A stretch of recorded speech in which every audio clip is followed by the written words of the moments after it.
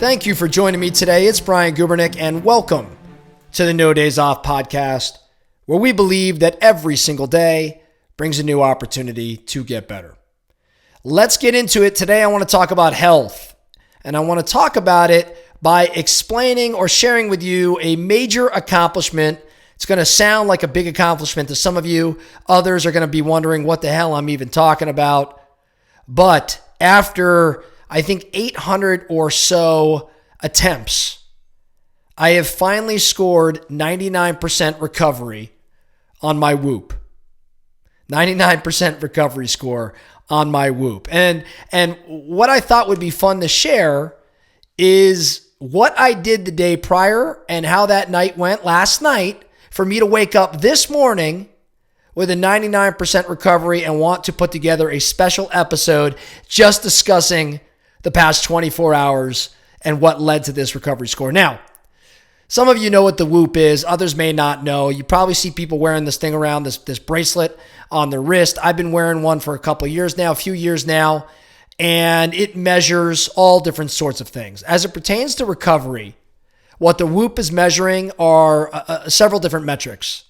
Heart rate variability, which is literally the variance in time between your heartbeats. And heart rate variability is a benchmark for evaluating physical fitness. It also measures resting heart rate, which is another valuable fitness indicator. And the lower your resting heart rate happens to be, the stronger your heart appears to be, as that it does not have to work as hard to pump blood throughout your body. It's factored in the recovery, as is sleep performance, the amount of sleep you get compared to the amount of sleep you need. It goes without saying that the more sleep you get relative to what it is you need, the higher your recovery should be. It measures your respiratory rate, the number of breaths that you're taking per minute. So your respiratory rate generally stays fairly consistent from night to night, and oftentimes it doesn't really impact your recovery. But again, if it's steady without spikes, your recovery tends to be a little bit better. There are other things that get factored into recovery, but that's really what the Whoop is looking at. There's a couple other things like blood oxygen levels and skin temperature, some other things there.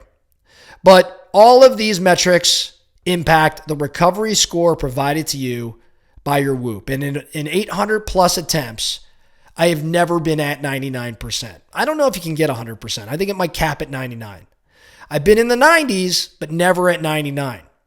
So I thought it'd be fun to share what my previous 24 hours looked like that led to this recovery score. Okay, here's my day. And I am not your doctor. I'm not the health expert. I am just sharing with you literally the blueprint, what worked for me. And sure, there's lots of things that played into this that I probably won't be able to account for. But I'm going to give you what has proven to be the ideal recipe for me to score high. Okay. First, I had slept 7.5 hours the night before. I woke up at 6:40 a.m. 6:40. Now that's important. Why? Well, again, I slept 7.5 hours, which is pretty good for me. The sunrise in Phoenix is 7:05. So I woke up at 6:40 a.m. and I drank 18 ounces of water. That included salt, pinch of salt, and lemon. There's a previous episode here at No Days Off. I talk about the salt water concoction, add lemon to it, drink it every morning. So I drank my 18 ounces of water plus the salt plus the lemon.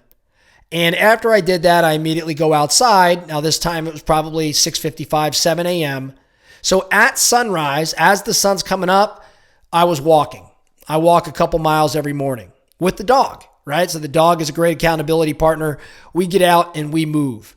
Usually it's a little bit earlier than that.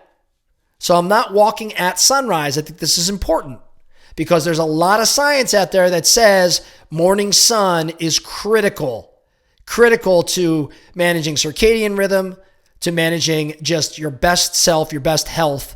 And I think it played a role in my recovery. I walk 2 miles. I get back. All I have is black coffee, and I sit outside for about an hour in the sun and I read. I was reading some business journals I was trying to get caught up on, but I just sat in the sun for about an hour, drank black coffee, no food, nothing like that. Came inside an hour later. I took my supplements, my supplement routine that I think led to this recovery. I take fish oil. I take ashwagandha. I take turmeric. I take a multivitamin. I take some vitamin D, like a liquid vitamin D. And then I have this spray glutathione that's like dermal. So I spray and rub it in. I then, at about noon to 12:15, I have my very first meal of the day. Wasn't necessarily my plan not to eat. I just didn't. So there was a fasting component. So I had been awake about 5.5 hours before I ate. I had a few eggs, quinoa, spinach, and tomatoes. And that was a pretty solid meal for me. After I was done eating, I went back outside in the sun. And you know what? Shoes off, feet in the grass, sitting in a chair. I actually fell asleep. Super rare for me, but I napped. And the nap lasted, 35, 40 minutes just sitting in a chair in the sun. Now, again, I'm here in Arizona. It's the best time of year, right? It's 70 degrees out. So I'm very blessed to have this environment in the sun, fall asleep, take the ideal nap or period of time for a nap. Not something I normally do. After I got up from that nap, hydrated, whatever, I ended up going to hike for a couple miles. Slow pace, 120 to 130 heart rate, which is fairly slow for me. Stayed in that zone, which is really like a high zone 1, low zone 2 for me. Did that for an hour, came home, had some dried fruit. I'm a big fan of mangoes, just love dried mangoes. And went outside and hit the cold tub. I actually, though, didn't get in my tub, which is about 40 degrees right now. I decided for whatever reason to get in the pool. That was 52 degrees. So it was still a shock, but not the shock that the 40 degrees typically is. It was 52 degrees, which makes it more manageable and something I spent a little bit more time in. Got out of that, stretched, in the grass, just stood there, stretched, had like a good 10-minute stretch or so, and then sat in the hot tub. So I went from cold to stretch to hot. As you can see, this is like the ultimate recovery day so far, right? After the hot tub, I jumped back in the pool for a minute because you always want to end on cold. At least that's what all the experts tell me, and so that's what I do. I came inside. I was thirsty, dropped an LMNT, which is another saltwater drink, and had 24 ounces of that before it was time to eat again. Straight chicken off the barbecue. It wasn't barbecue sauce, but had grilled some chicken thighs actually, and ate broccoli. Really bland, plain meal that I love. And now it's almost nighttime. Sun setting. Hung outside as the sun set. Watched a documentary for an hour and a half with one of my daughters. Read a little bit more. It was probably another 20, 30 minutes of reading. I was in bed not too long after that. Slept 8.5 hours, solid. Again, rare for me. Woke up this morning and had a 99% recovery.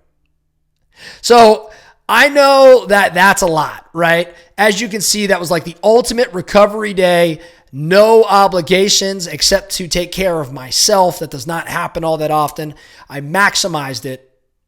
What's the key here? I think I was outside a lot. I was getting great sunlight. I ate well. I ate light, but I ate well. I had recovery in that I was in the cold, which I think helped with inflammation. I was active, but not stressing my body with respect to my activity.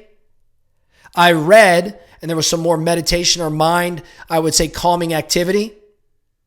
And ultimately went to bed and had a really, really, really solid night of sleep. Now, here's the kicker to all of this.